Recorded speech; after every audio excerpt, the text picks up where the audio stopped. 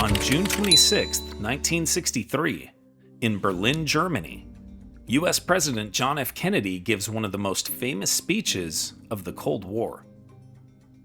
But why was it significant that he gave this speech in Berlin?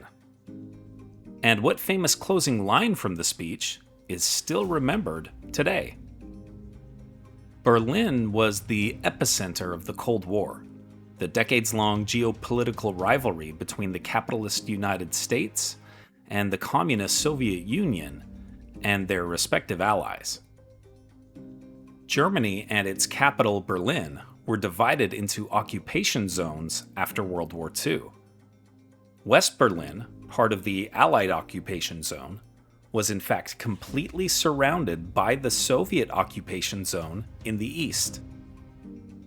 Divided Berlin became the focal point early in the Cold War, as the Berlin Blockade and the Berlin Airlift played out just a few years after the end of the Second World War. The German occupation zones eventually became two separate countries, Communist East Germany and Capitalist West Germany, with the city of Berlin also divided into Communist and Capitalist halves, with Capitalist West Berlin surrounded by Communist East Germany. East German soldiers began building the structure that came to be known as the Berlin Wall in August 1961, 16 years after the end of World War II.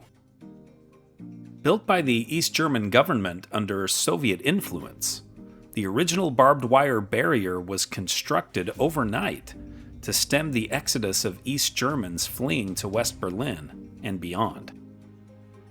The wall was soon made stronger, with some sections reinforced with concrete blocks. Families were separated by the imposing barrier that divided the city. By the 1980s, the Berlin Wall became a high-tech structure of reinforced concrete with guard towers, a no-man's land, guard dogs, and other obstacles. Less than 2 years after the construction of the Berlin Wall, U.S. President John F. Kennedy stood before a crowd of 120,000 people in West Berlin on June 26, 1963. Here are some highlights from his now iconic speech.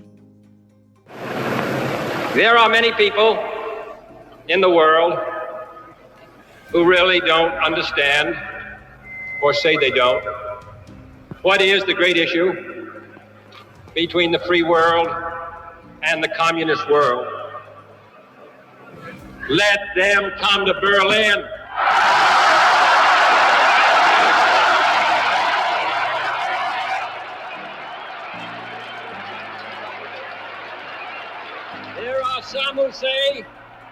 There are some who say that communism is the wave of the future.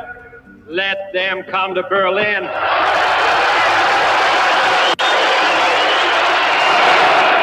Freedom has many difficulties, and democracy is not perfect. But we have never had to put a wall up to keep our people in, to prevent them from leaving us.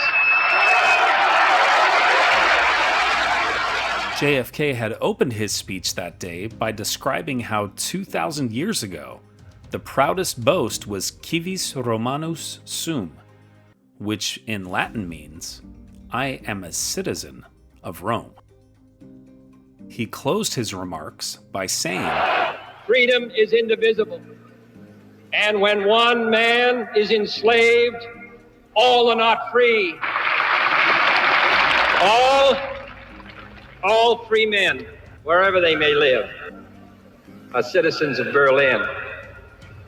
And therefore, as a free man, I take pride in the words, Ich bin ein Berliner.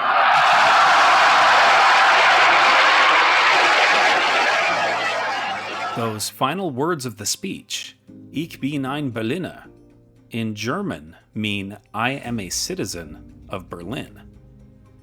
Kennedy showed West Berliners that the U.S. was unwaveringly on their side and made it clear that America would not abandon West Berlin to Soviet expansion. Tragically, JFK would not live to see the Berlin Wall finally come down 26 years later, as he was assassinated in Dallas, Texas, just 5 months after this iconic speech. 3 days after his tragic death, Berlin renamed Rudolph-Wilde-Platz, the plaza where Kennedy gave his iconic speech, John F. Kennedy-Platz. The people of West Berlin clearly saw Kennedy as a Berliner.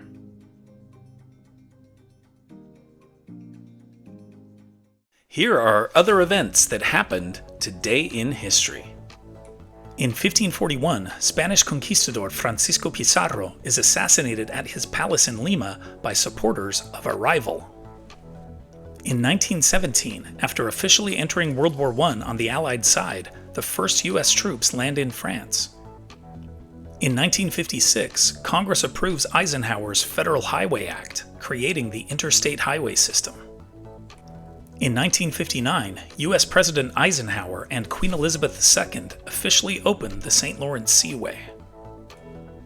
In 1974, at a supermarket in Troy, Ohio, the first grocery item is scanned with a UPC barcode. In 1977, at Market Square Arena in Indianapolis, Elvis Presley performs his last ever concert.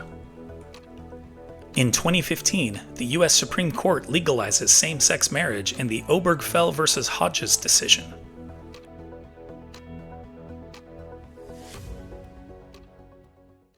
And now it's time for our Today in History quiz.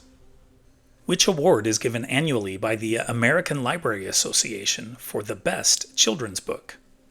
The Pulitzer Prize, the Newbery Medal, the Bancroft Prize, or the Caldecott Medal? Liked learning about JFK's speech in Berlin? Then you'll love this one about when the Berlin Wall finally came down. Tap the screen to keep the story going on Today in History.